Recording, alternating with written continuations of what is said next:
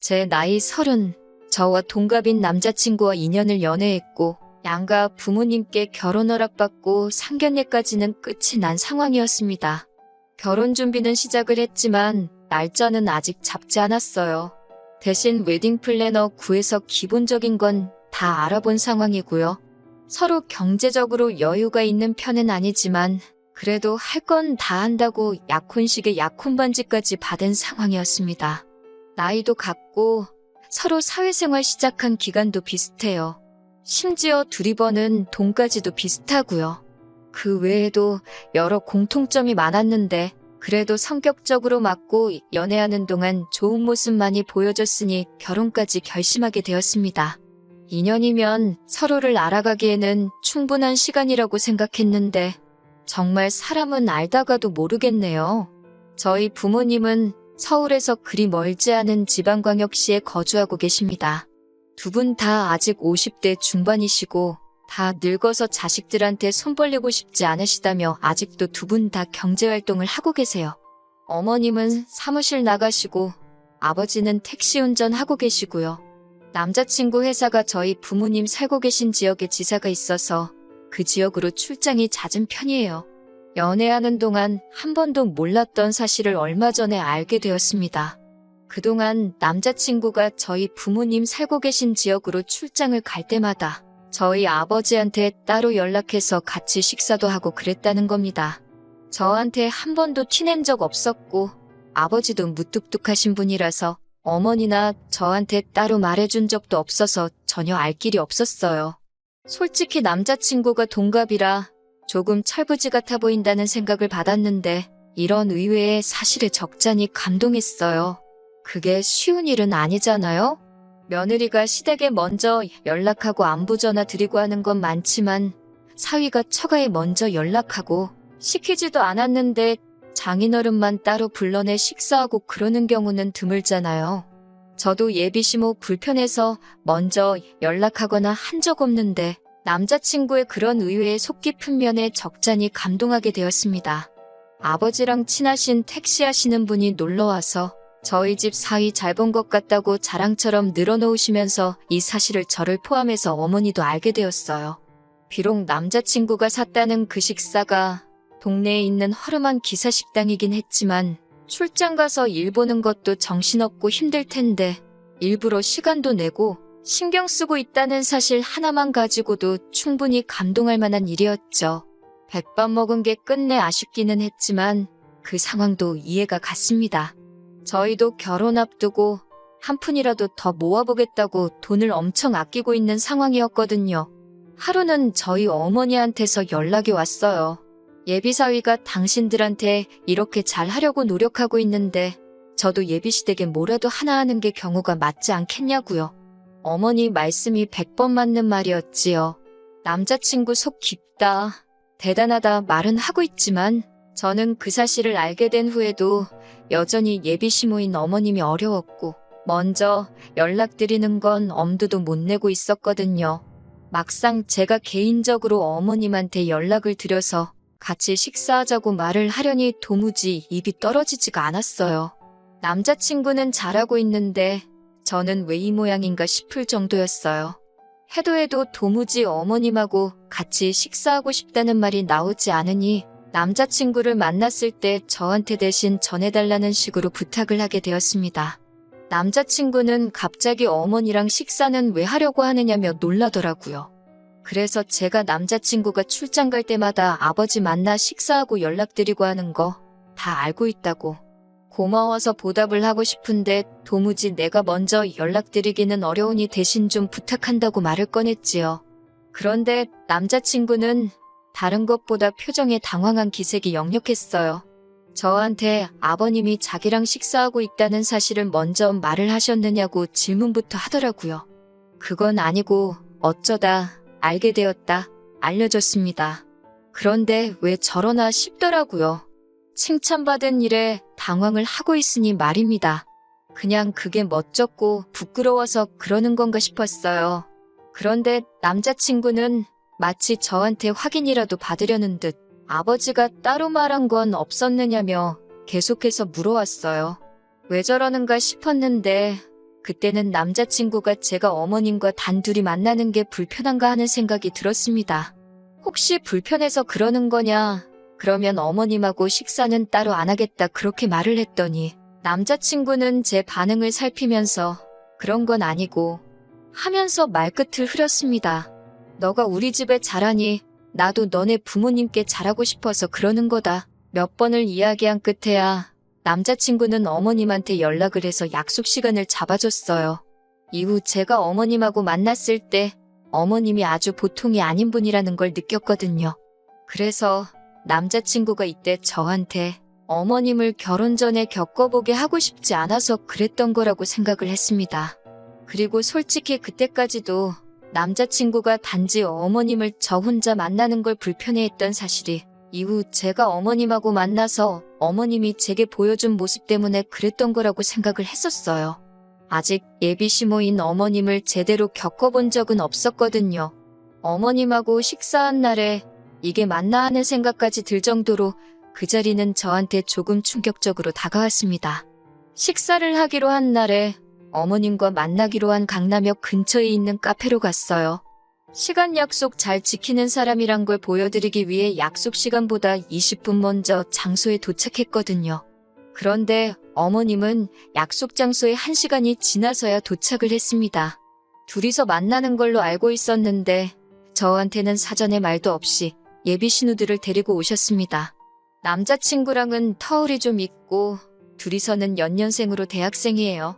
연애하면서 남자친구가 동생 이야기는 거의 하지 않았고 실제로 봤을 때도 낯을 가리는 건지 오빠가 어려운 건지 거리두고 있어서 그냥 안 친한가 보다 생각을 했었거든요.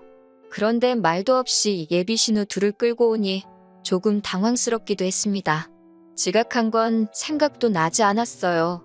어머님도 혹시 며느리 되는 내가 불편해서 그랬겠지 하고 깊게 생각하지 않으려 했습니다. 어머님께서도 오래 기다렸느냐면서 저한테 곧장 미안하다는 말을 하셨고요. 늦은 이유가 예비 신우들이 저 만난다고 예쁘게 꾸미고 오느라고 화장 고치고 옷 갈아입고 하다 보니까 생각보다 시간이 더 걸렸다고 하시더군요. 신우들 철없는 게 어머님 잘못은 아니니 그냥 그러려니 하고 말았어요. 식사를 하기로 미리 정해져 있던 거였으니 저도 시간 맞춰 나온다고 점심 식사를 따로 하지 않고 나왔습니다. 원래는 어머님하고 어색한 것도 있고 좀 친해져 볼 요량으로 대화 좀 하다 가려고 카페에서 선약을 잡았던 거거든요. 그런데 시간이 너무나 늦어버렸으니 그냥 곧바로 식사하러 가시겠냐고 물어봤지요. 그런데 어머님은 예비 신우들과 집에서 식사를 대충 하고 나오셨다는 거예요. 같이 식사하기로 한 약속이었는데 벌써 밥을 드시고 오셨다니 무슨 생각으로 그러셨나 했는데 제가 밥을 산다고 해서 예비 신우들이 괜찮은 곳을 알고 있다며 뭐 먹을지를 정해서 예약을 해놓았다고 하더라고요. 지금은 가봐야 브레이크 타임이라 열지도 않았을 거고 2시간은 더 기다려야 하니 그냥 딴 데 가지 말고 여기서 있다가 시간 되면 일어나서 가자고 하더라고요. 일정을 마음대로 하실 거였으면 애초에 저한테 미리 말해줬으면 좋았겠다 싶은 생각도 들었어요.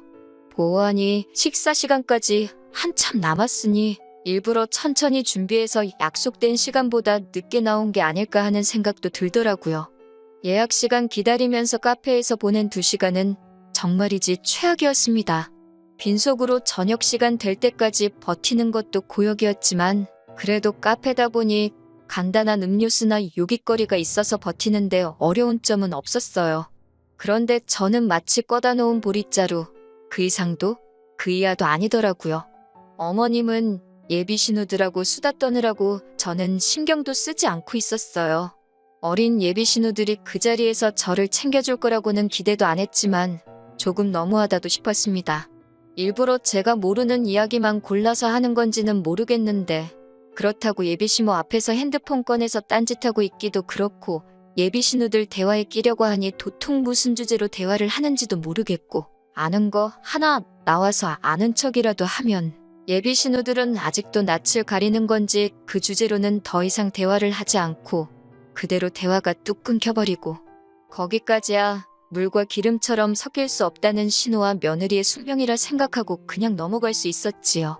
어머님도 며느리랑 둘이 있으면 부담스럽고 불편할 테니 딸들 데리고 나왔겠거니 싶었고요. 아무튼 그런 고행의 시간도 지나게 되어 드디어 식사를 위해 예비 신우들이 예약해뒀다는 장소로 자리를 옮기게 되었습니다. 그런데 식사 장소라고 도착한 곳이 강남에 있는 고급 오마카세 일식집이었어요. 가격을 보니 웃음도 안 나오더군요. 1인당 24만 원이라는 말도 안 되는 가격이었습니다. 이런 좋은 곳 와서 술이 빠지면 쓰냐고 술 한 병까지 추가하는 바람에 계산할 때 보니 110만 원이라는 거금을 내게 되었어요. 돈값을 하기는 했어요. 정말 잘 나오긴 하더라고요. 남자친구한테 청혼받으면서도 이렇게 비싼 밥을 먹어본 적은 없습니다. 어차피 제가 사기로 했던 거 눈물을 머금고 계산을 하기는 했지만 그래도 제 한 달 생활비보다 큰 돈을 음식점에서 계산을 하게 될 거라고는 상상도 하지 못했어요. 예비 신우 2명은 음식 나올 때마다 소리를 빽빽 지르면서 음식을 입으로 넣지는 않고 핸드폰 사진 안에 담는다고 이 각도에서 사진 찍고 저 각도에서 사진 찍고 난리도 아니더라고요. 비싼 가격답게 한 타임에 가게 안으로 10명 이상 들어올 수 없는 곳이긴 했는데 그래도 다른 손님들도 있는데 자기들끼리 신나서 다른 사람들이 눈치 주는 게 제가 다 느껴질 정도였네요. 좋은 마음으로 만든 자리였고 남자친구가 아버지한테 했던 걸 보답하기 위해 마련한 자리였지만 당장 남자친구는 아버지 식사 대접한다고 기사식당 데려갔던 것 치고는 조금 과했던 게 아닌가 생각이 들었습니다. 만약에 어머님만 나오셨었더라면 이 돈을 내는 게 그렇게 아깝다거나 이 상황이 뭔가 싶거나 하지는 않았을 거예요. 집에 돌아와서 저희 어머니한테 그날 있었던 일을 말했더니 어머니도 놀라서 말을 잇지 못하시더라고요. 어떻게 그냥 마음속에 참을인자 새기면서 넘어가 볼까 했는데 혹시나 아무 말도 안 했다간 이게 처음이 아니게 될 수도 있겠구나 하는 생각이 들었습니다. 그래서 남자친구한테 전화를 했어요. 혹시 어머님이 동생들도 같이 데리고 나간다는 말을 했느냐?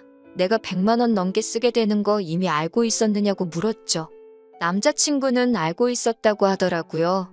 자기가 제 가족에게 잘하는 것만큼 저도 자기 가족한테 잘하고 싶다고 하지 않았느냐면서 먼저 말 꺼내놓고 이제 와서 싫은 소리 하는 게 맞냐고 되려 저한테 되물었어요.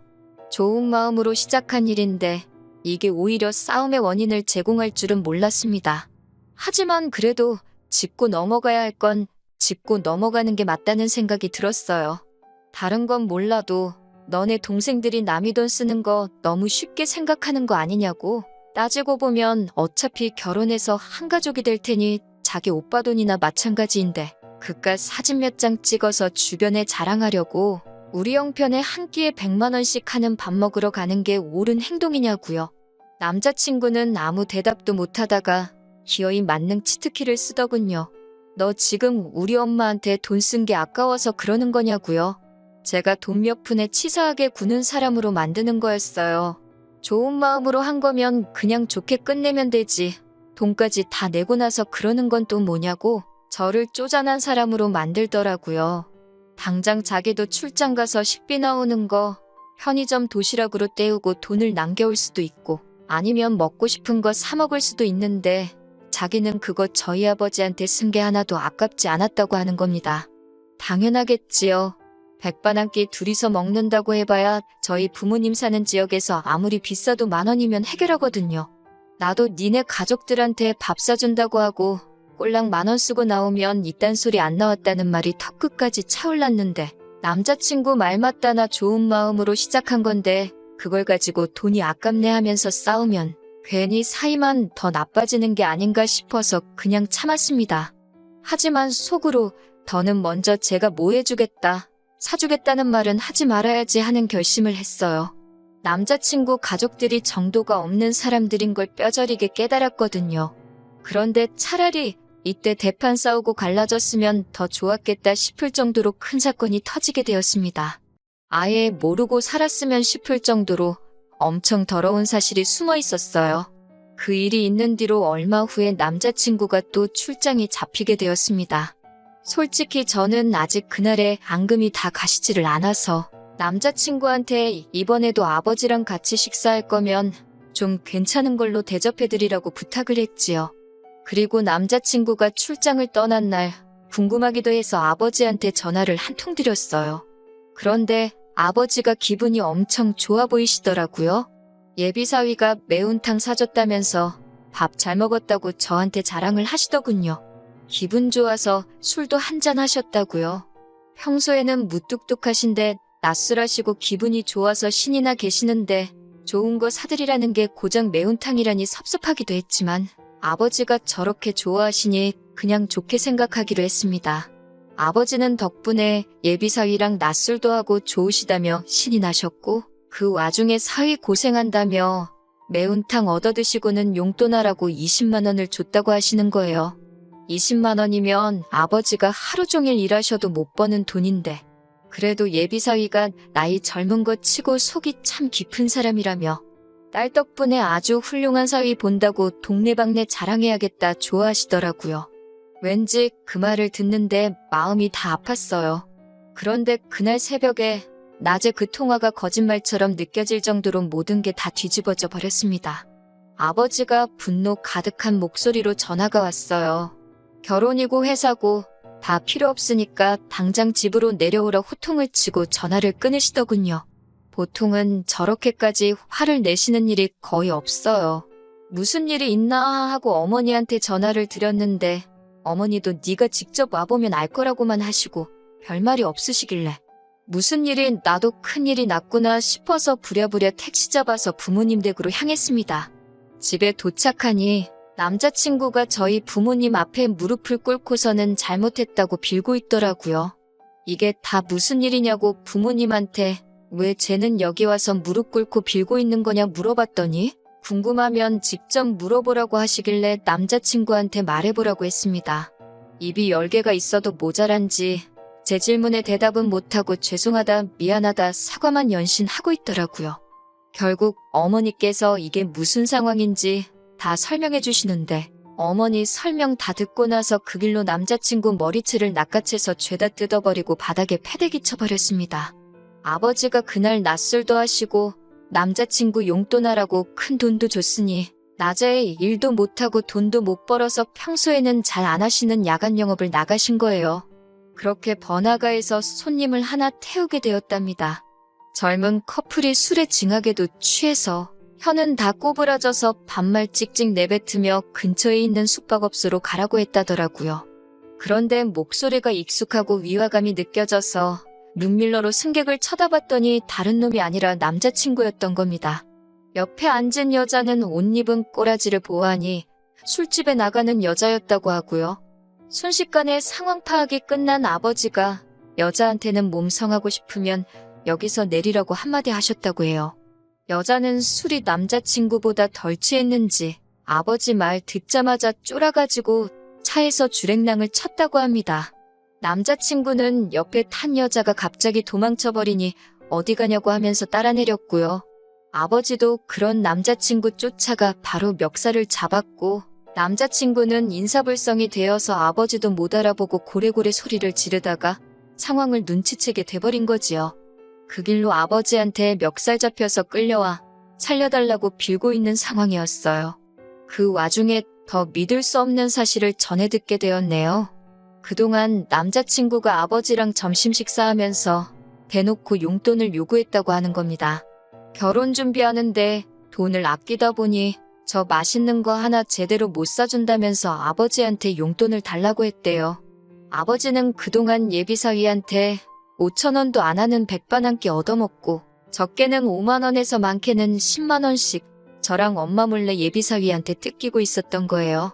남자친구는 아버지한테 받은 그 돈을 가지고 출장 끝나고 같이 출장 나온 직장 동료랑 해서 술집 가서 여자 부르고 유흥하는데 홀랑 탕진해버리고 그랬던 거고요. 모르긴 몰라도 그러는 와중에 지 돈도 홀랑 써버렸겠지요. 아버지는 그 와중에도 남자친구가 아버지한테 용돈 받은 거 체면 운운하면서 비밀로 좀 해달라고 했던 남자친구 부탁에 비밀 지켜주시며 끝까지 아무 말도 안 하고 계셨던 거였고 이렇게 뒤통수를 세게 맞았던 것이었죠. 생각해보니 남자친구도 자기가 출장 가서 예비장인이라고 같이 식사도 하고 평소 성격이면 그걸 가지고 저한테 생색을 내도 12번은 더 냈을 텐데 아무 말 없이 있었던 게 저렇게 찔리는 구석이 있었기 때문이었던 겁니다. 그러니까 처음에 제가 고맙다고 아버지한테 먼저 연락도 하고 같이 식사도 하는 것 참 속 깊은 사람이다 했을 때도 저한테 뭐라도 알아내려는 듯 꼬치꼬치 캐물은 게 제가 어디까지 알고 있나. 아버지한테 용돈 뜯어내고 있는 것도 알고 있나 떠보려고 그랬던 거라는 생각이 들더라고요. 다른 건 몰라도 결혼 약속한 상대방 두고 술집 다니면서 여자한테 돈 쓰고 그러는 놈하고 결혼하는 건 제가 머리에 총 맞은 것도 아니고 무슨 일이 있어도 용서해 줄 만한 상황이 아닌 거라는 건 누구보다 제가 제일 잘 알고 있었어요. 심지어 그 유흥비 또한 예비장인어른 얼마 벌지도 못하는 푼돈 뜯어서 다닌 거였으니 말 다 했지요. 그런데 무엇보다 지 가족만 소중한 이기적인지 엄마랑 개념도 없고 염치도 밥 말아먹은 저 자식 동생들에게 100만 원이나 써버린 저한테 내 가족한테 돈 쓰는 게 아깝냐고 따져묻던 개꼬라지가 생각이 나서 참을 수가 없더라고요. 여태껏 아버지한테 받아간 돈부터 포함해서 네 여동생들인 나한테 빌부터 뜯어먹은 돈까지 다 뱉어내라고 했습니다. 결혼은 당연히 물 건너갔다고 말했고요. 그나마 네 엄마가 먹은 건 우리 아버지 여태 백반값 계산해준 게 기특해서 그걸로 봐주겠다고 했죠. 뭐 그 돈이라고 해서 다 합쳐봐야 200만 원도 안 되는 푼돈이겠지만 머리채 몇 번 쥐어뜯은 걸로 끝내기에는 평생 두고두고 후회할 것 같은 생각이 들어서 어떻게든 돈이라도 받아내려고 했던 거예요. 그런데 남자친구는 이미 자포자기를 한 건지 어차피 결혼은 물 건너갔구나 그렇게 생각을 한 건지 헤어지면 헤어지는 거지 뭘 돈까지 내놓으라고 그러냐고 배째라고 그러더군요. 차라리 자기를 기분 풀릴 때까지 때리라는 겁니다. 몇 대 때리는 걸로 기분이 나아지겠나요? 아버지가 어디 한번 맞아보라고 어디서 골프채를 들고 나오셨는데 그런 걸로 사람 때렸다간 죽겠다 싶어서 어머니랑 아버지 말린다고 아주 혼났습니다. 그렇게 파혼을 하게 되었네요. 남자가 사회생활 하다 보면 그런 일 할 수도 있다고 무마해주기엔 사건이 사건이다 보니 뭐 더 생각할 것도 없다 싶어서 파혼을 했지요. 더 연락도 하기 싫어서 돈 받아내는 것도 생각도 안 하고 있었습니다. 그런데 저희 아버지 앞으로 고소장이 날라왔더군요. 남자친구였어요. 저희 아버지를 폭행으로 고소한다고 한번 진흙탕 싸움으로 가자고 끝까지 구질구질하게 나오더라고요. 잘못은 남자친구가 하긴 했지만 저도 머리채 쥐어뜯어 놓은 것도 있고 아버지가 화를 못 참아서 몸싸움이 있던 것도 사실이니까요. 그렇다고 당하고만은 있을 수가 없어서 변호사 선임하려고 찾아갔는데 변호사님이 정황을 듣더니 결혼을 전제로 약혼식까지 다 올린 상황에 남자친구가 저희 가족들을 기망한 거나 마찬가지니 그걸 가지고 고소를 할 수 있다는 소식을 전해주더군요. 그러던 와중에 남자친구가 기분 풀릴 때까지 때리라고 했던 그 발언이 저희 어머니께서 저 도착하고부터 혹시나 남자친구가 정신이 횟가닥 나가서 뭔 짓을 할지 모르니 어머니께서 그 상황을 핸드폰으로 다 녹음을 하고 있었다고 해요. 고소장을 뒤집어 버릴 수 있는 결정적인 증거까지 있는 상황이었으니 결국에는 남자친구가 아버지께 받아간 돈부터 예비 신우들 허세 부린다고 비싼 밥 먹은 그 돈까지 받아낼 생각도 없었는데 그걸 포함해서 위자료까지 뜯어내게 되었네요. 아버지 상해죄로 고소한 것 또한 허위사실을 증명해서 무죄가 되었고 남자친구 괘씸죄로다가 무고죄로 역고소를 할까도 생각해봤는데 변호사님이 하는 말이 긴 싸움이 될 수도 있고 원하는 결과가 나오지 않을 수도 있다고 하시기에 합의금으로 돈 더 뜯어내고 사건은 그냥 넘어갔습니다. 그 과정에서 남자친구는 그나마 다니던 직장에서 잘리게 되었으니 이 정도면 충분했다는 생각도 들었어요. 정말 사람이라는 건 겪어보기 전까지는 어떤 사람인지 알 방법이 없네요. 하지만 결혼을 준비하는 과정에서 이 사람의 본질을 알게 된 게 천만다행이라고 생각합니다.